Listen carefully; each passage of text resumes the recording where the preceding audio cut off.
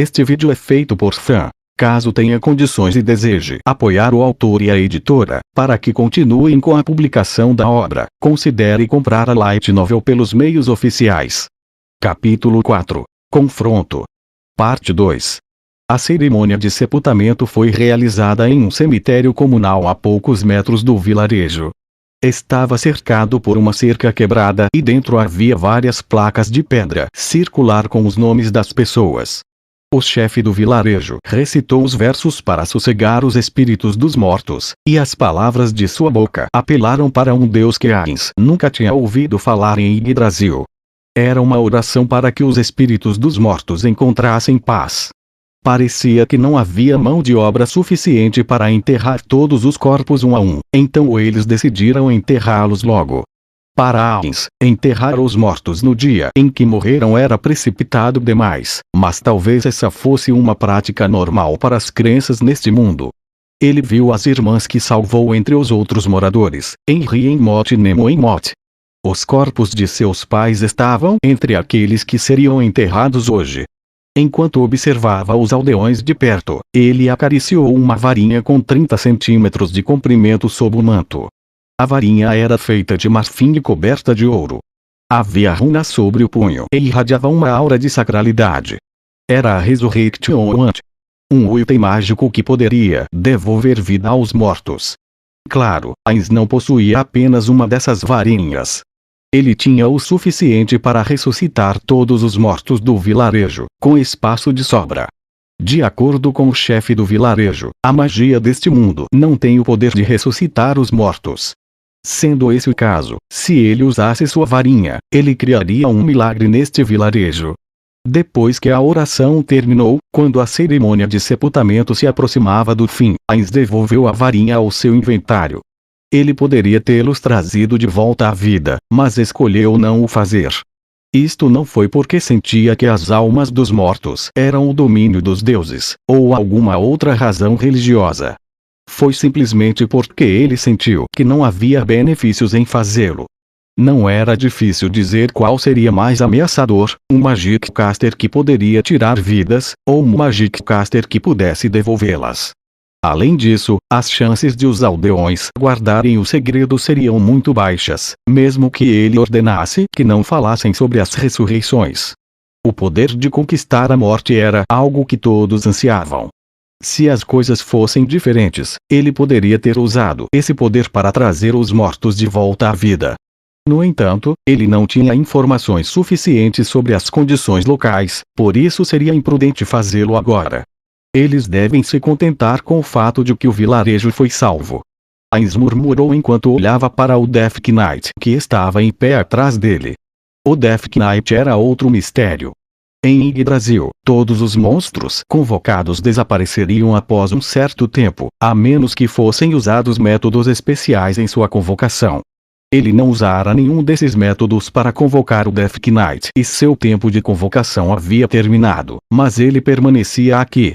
Embora tivesse muitas hipóteses para esse fenômeno, ele ainda não sabia o suficiente para chegar a uma resposta.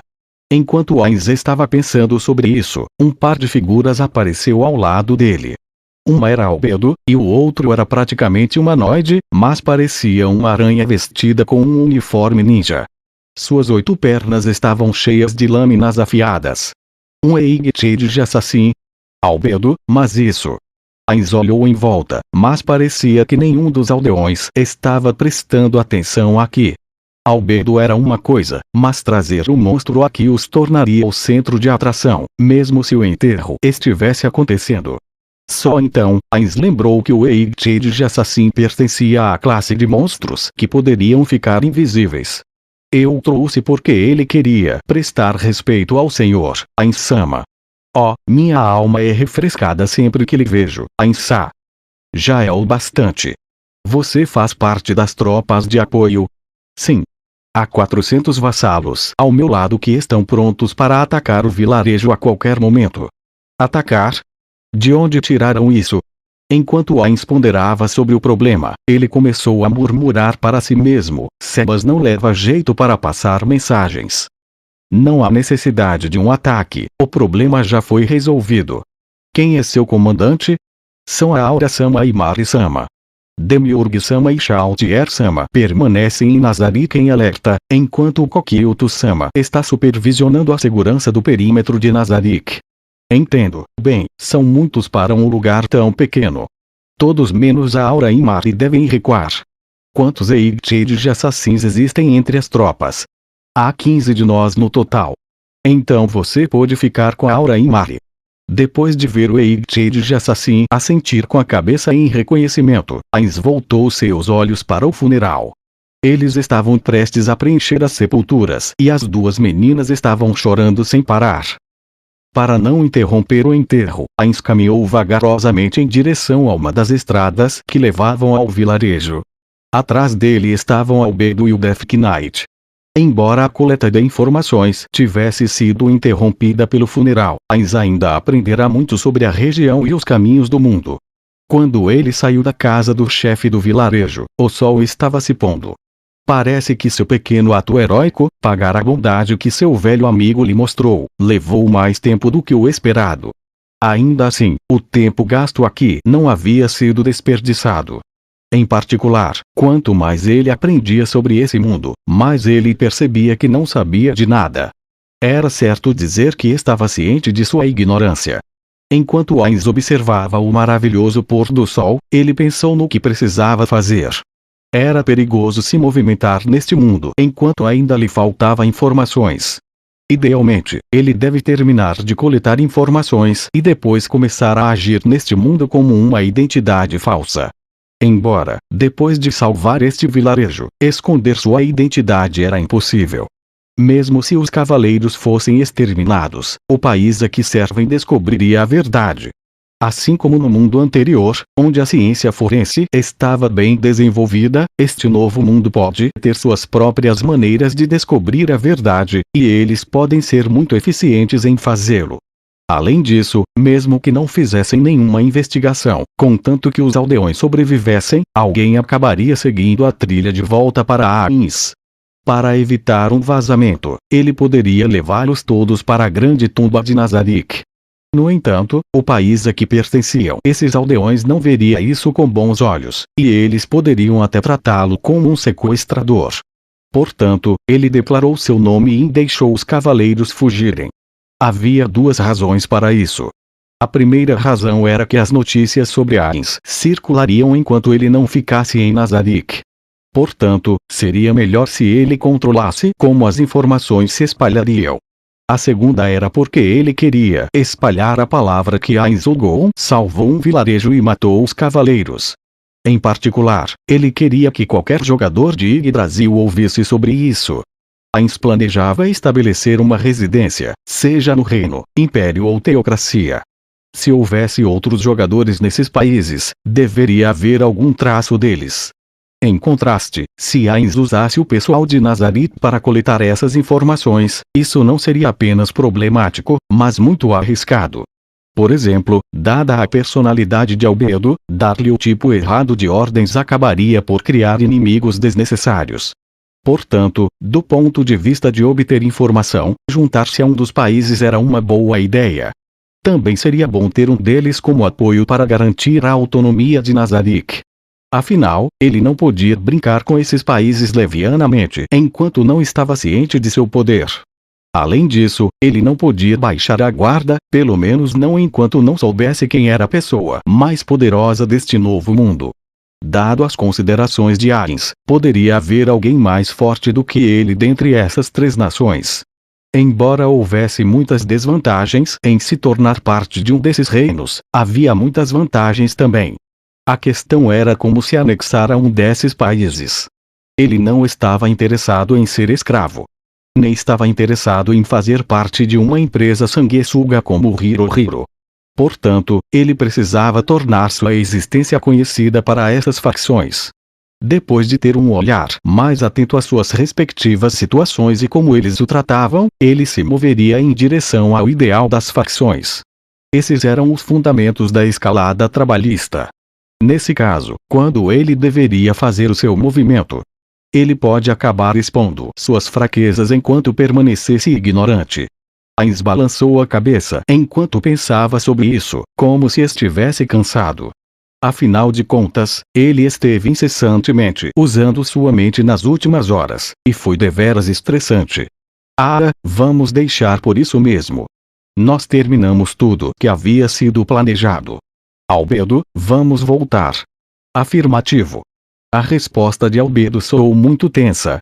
Não deveria haver razão para ela estar tão atiçada em um lugar inofensivo como o vilarejo. Nesse caso, havia apenas uma razão que ele poderia pensar para Albedo ser assim. Ainz calmamente perguntou para Albedo. Você odeia humanos? Eu os detesto. Os seres humanos são formas de vida fracas e inferiores. Eles ficariam tão bonitos se eu os esmagasse como insetos. As palavras de Albedo eram tão doces quanto mel, mas seu significado era tão amargo quanto feio. Ainz sentiu que essas palavras não se encaixavam na beleza de deusa benigna de Albedo. Portanto, ele disse: entendo, eu sei como se sente. Mas ainda assim, espero que possa se controlar por enquanto, pois temos que passar uma boa impressão. Albedo assentiu energicamente. Quando Ainz olhou para ela, começou a se sentir frustrado. Seus gostos ou desgostos não seriam um problema por enquanto, mas no que tange o futuro, aí já era um assunto diferente. Entender seus subordinados era uma habilidade importante que ele tinha que dominar. Depois que Ainz percebeu isso, ele começou a procurar pelo chefe do vilarejo. Era uma maneira básica de se despedir de alguém antes de sair. Ele encontrou o chefe quase imediatamente, conversando com alguns dos aldeões. Ele tinha um olhar preocupado no rosto, mas não parecia normal. De fato, ele parecia estar bem abalado. E agora, o que aconteceu? Ainz resistiu à vontade de fazer um pshi e se aproximou do chefe. Afinal, ele o salvara uma vez. Isso significava que eles eram sua responsabilidade. O que há de errado, chefe dono? O rosto do chefe se iluminou, como se tivesse vislumbrado um fio dourado de esperança. Ainz-sama. Avistaram uma pequena cavalaria vindo para cá, parecem ser guerreiros. Entendo. O chefe e os outros cidadãos vizinhos olharam para Ainz com expressões preocupadas em seus rostos. Ainz gentilmente levantou a mão quando viu isso, o que encheu a todos de alívio quando ele disse: deixem isso comigo. Reúna todos os sobreviventes na casa do chefe do vilarejo agora mesmo. O chefe e eu ficaremos aqui. Um sino tocou e os aldeões se reuniram. O Death Knight tomou uma posição perto da casa do chefe, enquanto Albedo permaneceu atrás dele, aguardando ordens. A fim de dissipar o desconforto do chefe, Ainz alegremente disse: por favor, relaxe. Eu vou fazer uma exceção e lidar com isso de graça. O chefe parou de tremer e sorriu amargamente. Talvez ele tivesse se preparado para correr esse risco. Depois de um tempo, eles finalmente avistaram muitos guerreiros vindo galope ao longo da estrada que servia o vilarejo. Os cavaleiros entraram lentamente na praça. Eles não estão uniformemente equipados, e cada um deles é equipado de forma diferente, não são tropas regulares. Ainz murmurou enquanto observava os homens e seus equipamentos de guerra. Os cavaleiros de antes possuíam couraças com os símbolos do Império Baharut, e eles estavam fortemente equipados, cada um da mesma maneira. Esses homens também usavam armadura, mas seus equipamentos variavam entre si. Alguns usavam armaduras de couro e alguns não tinham suas armaduras de placas, expondo a cota de malha por baixo. Alguns deles usavam elmos, enquanto outros não. A única coisa que eles tinham em comum eram expressões sérias estampadas em seus rostos. Todos eles tinham espadas parecidas, mas, além disso, também carregavam arcos, lanças, maças e outras armas como reserva. Pode-se dizer que eles pareciam veteranos forjados no campo de batalha.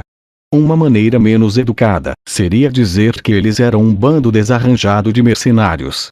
Os cavaleiros montados finalmente entraram na praça.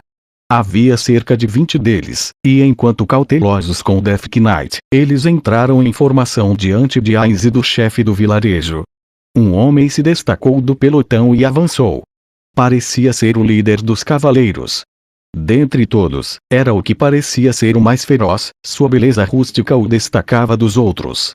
Os olhos do líder repousaram brevemente sobre o chefe do vilarejo antes de fitarem o Death Knight. Então se virou para Albedo. Ele ficou muito tempo olhando para ela. No entanto, uma vez que se certificou de que nenhum deles se moveria, ele imediatamente voltou seu olhar atento para Ainz. Embora o homem que olhava para ele parecesse ser do tipo que ganhava a vida com violência, Ainz permaneceu imóvel. Um olhar como esse não poderia ter esperança de levantar nenhuma ondulação no lago tranquilo que era o coração de Ainz. Não foi porque Ainz não temia aqueles olhos, mas por causa de seu corpo de Undead. Talvez ele estivesse cheio de confiança, porque poderia usar seus poderes de Yggdrasil. Uma vez satisfeito, o líder falou em tom grave. Eu sou o capitão guerreiro do reino Reestize, Gazef Stronov. Por ordem do rei, tenho visitado cada um dos vilarejos fronteiriços para exterminar cavaleiros de países inimigos que vêm causando problemas aqui. Seu barítono regular ecoou pela praça, e houve alguma comoção na casa do chefe atrás de Ainz. Capitão guerreiro do reino. Ninguém vai me dizer o que está acontecendo? Ainz pensou enquanto falava com o chefe. Sua voz carregava um tom de repreensão. Que tipo de homem ele é? De acordo com os comerciantes, ele é o homem que reivindicou o campeonato do torneio de artes marciais realizado há algum tempo, e agora ele lidera os guerreiros de elite que são leais ao rei. O homem diante de nós é realmente tão incrível. Eu não sei. Tudo que ouvi foram histórias.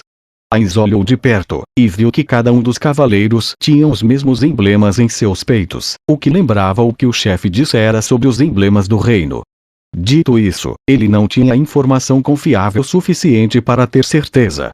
Gazef olhou para o chefe e disse: O senhor deve ser o chefe desse vilarejo. Pode me dizer quem é a pessoa ao seu lado? Ainz interrompeu o chefe, que estava prestes a responder, acenou para Gazef e se apresentou. Não há necessidade disso. Prazer em conhecê-lo, capitão guerreiro dono do reino. Meu nome é Ainz Olgon, e eu sou um Magic Caster. Este vilarejo foi atacado por cavaleiros, então vim para resgatá-los. Gazef imediatamente desmontou de seu cavalo, sua armadura tremeu ruidosamente ao tirar os pés da sela. Ele se curvou profundamente assim que desceu. Obrigado por salvar o vilarejo. Não tenho palavras que possam agradecer adequadamente sua gentileza. O ar parecia tremer. O capitão guerreiro era um homem de uma classe privilegiada da sociedade.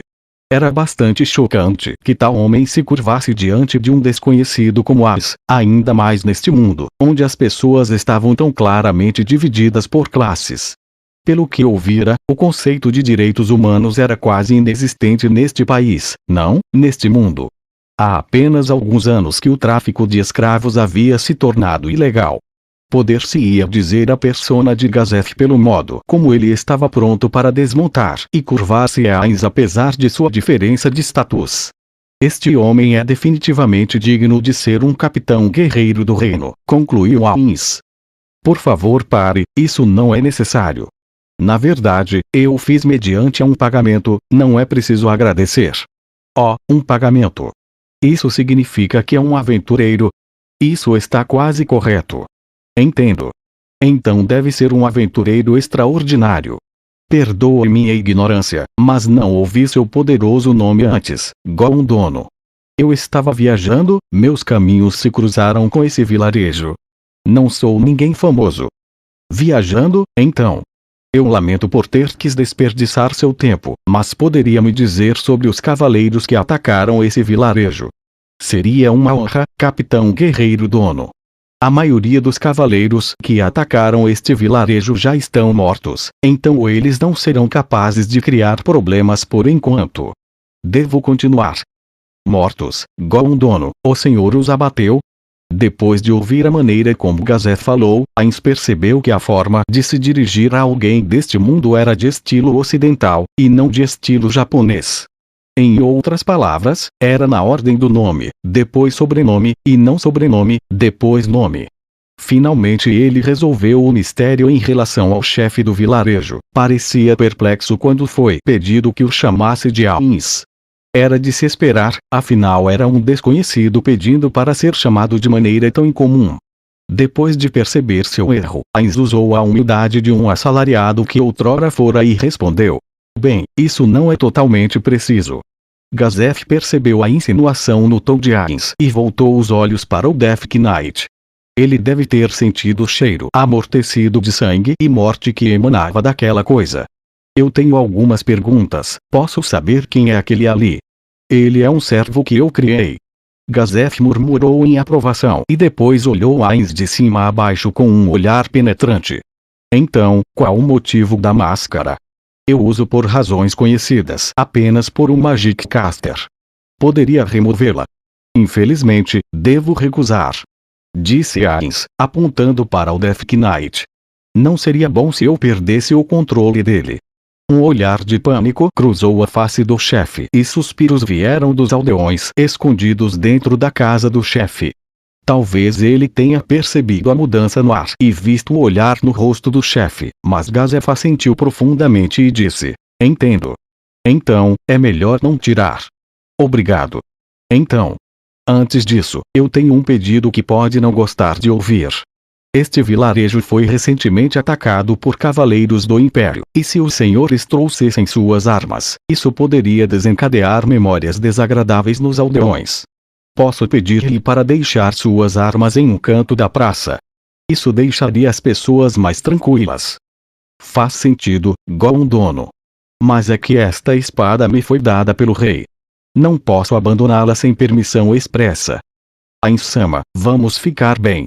Se assim diz, chefe dono, então, por favor, perdoe meu pedido irracional, capitão guerreiro dono. Não, eu vejo a lógica em seu pensamento, Gondono. Se esta espada não tivesse sido pessoalmente concedida a mim pelo rei, eu ficaria feliz em deixá-la de lado. Então, poderíamos nos sentar e discutir os detalhes. Além disso, o céu está ficando escuro e gostaríamos de descansar neste vilarejo durante a noite. Compreendo. Então, vamos voltar para minha casa juntos. No meio da resposta do chefe, um dos cavaleiros veio correndo em direção à praça. Ele estava ofegante e tinha um relatório urgente. Em uma voz estridente, o cavaleiro disse: Capitão Guerreiro. Nós avistamos muitos cavaleiros nas redondezas. Eles cercaram o vilarejo e estão se aproximando.